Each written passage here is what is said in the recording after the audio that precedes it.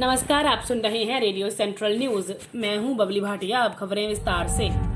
रक्षा मंत्री राजनाथ सिंह ने पूर्वी लद्दाख में वास्तविक नियंत्रण रेखा पर ताजा घटनाक्रम के मद्देनजर यहां एक उच्च स्तरीय बैठक में मौजूदा हालात की समीक्षा की। सूत्रों के अनुसार सिंह ने सैन्य प्रमुखों और राष्ट्रीय सुरक्षा से जुड़े अधिकारियों के साथ वास्तविक नियंत्रण रेखा की ताजा स्थिति पर बातचीत की और भविष्य की योजना पर चर्चा भी की।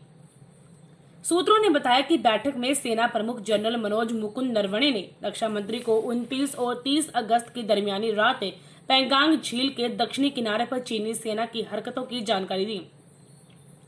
रक्षा मंत्रालय ने सोमवार को एक वक्तव्य जारी कर कहा था कि चीन के सैनिकों ने पूर्वी लद्दाख में एक बार फिर नापाक हरकत करते हुए 29 और 30 अगस्त की रात दोनों देशों के बीच बनी सहमति का उल्लंघन कर यथास्थिति को बदलने की कोशिश की, जिसका भारतीय सैनिकों ने करारा जवाब दिया और विफल कर दिया।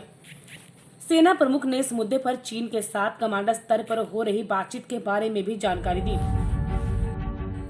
भारत में कोरोना वायरस का कहर निरंतर बढ़ता जा रहा है। स्वास्थ्य एवं परिवार कल्याण मंत्रालय की ओर से मंगलवार को जारी आंकड़ों के मुताबिक पिछले 24 घंटे में कोरोना संक्रमण के 59,921 नए मामलों के साथ संक्रमितों का आंकड़ा 36,91,167 हो गया। इस दौरान 65,081 मरीज स्वस्थ हुए हैं, जिससे कोरोना से मुक्ति पाने वालों की संख्या 28,39,883 हो गई है। वहीं 819 और लोगों की मौत होने से मृतकों की संख्या बढ़कर 65,288 हो गई है। विश्व में भी कोरोना वायरस संक्रमितों की संख्या बढ़कर 2.54 करोड़ के पार हो गई है और इस महामारी की चपेट में आने से अब तक 8.49 लाख से अधिक लोगों की मौत हो चुकी है। नए चुनाव आयुक्त राजीव कुमार ने मंगलवार को कार्यभार संभाल लिया। पूर्व वित्त सचिव कुमार को अशोक लवासा के स्थान पर नया चुनाव आयुक्त बनाया गया है।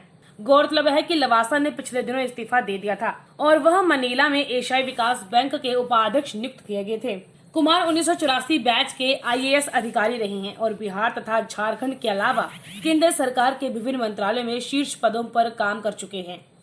कुमार लोक उद्यम नियुक्ति बोर्ड के अध्यक्ष भी रहे हैं। वह वित्त सचिव के रूप में सेवानिवृत्त होने के बाद चुनाव आयुक्त नियुक्त किए गए हैं। फरवरी 1960 को जन्मे कुमार वित्त मंत्रालय के अलावा मानव संसाधन विकास मंत्रालय, वन मंत्रालय तथा बैंकिंग क्षेत्र में उच्च पदों पर कार्यरत रहे हैं। इस तरह उन्होंने 36 वर्ष तक अपनी सेवाएं दी हैं। वह संगीत में भी गहरी रुचि रखते हैं।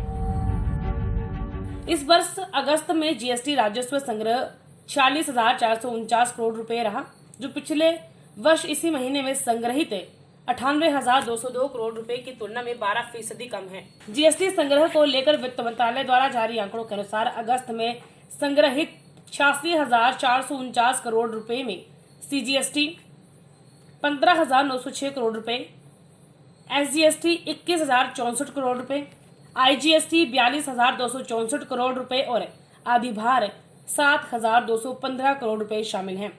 IGST में 19,179 करोड़ रुपए और अधिभार में 673 करोड़ रुपए आयात पर संग्रहित कर भी शामिल है। सरकार ने IGST में से 18,216 रुपए CGST में और 14,650 करोड़ रुपए SGST में हस्तांतरित किए हैं। नियमित हस्तांतरण के बाद केंद्र को अगस्त में CGST के तौर पर 34,122 करोड़ रुपए का राजस्व मिला, जबकि राज्यों को 35,714 करोड़ रुपए का राजस्व प्राप्त हुआ।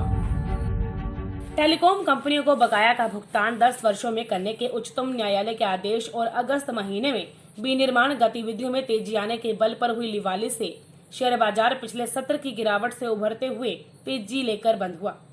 BSE का 30 शेयरों वाला संवेदी सूचकांक सेंसेक्स 272.51 अंक बढ़कर 38,900.80 अंक पर और नेशनल स्टॉक एक्सचेंज NSE का निफ्टी 82.75 अंक चढ़कर 11,470.25 अंक पर रहा।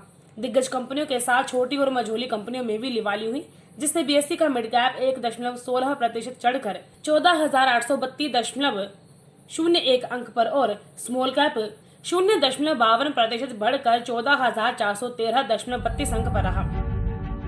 रेडियो सेंट्रल न्यूज की टीम सभी देशवासियों से अपील करती है कि लॉकडाउन से ही कोरोना को रोका जा सकता है। आप घर के अंदर रहकर इस घातक वायरस से बच सकते हैं। जान है तो जहान है। आपका एक कदम आपकी जान के साथ साथ पूरे देश को कोरोना वायरस के तांडव से बचा सकता है। इसलिए घर पर रहें, सुरक्षित रहें। धन्यवाद।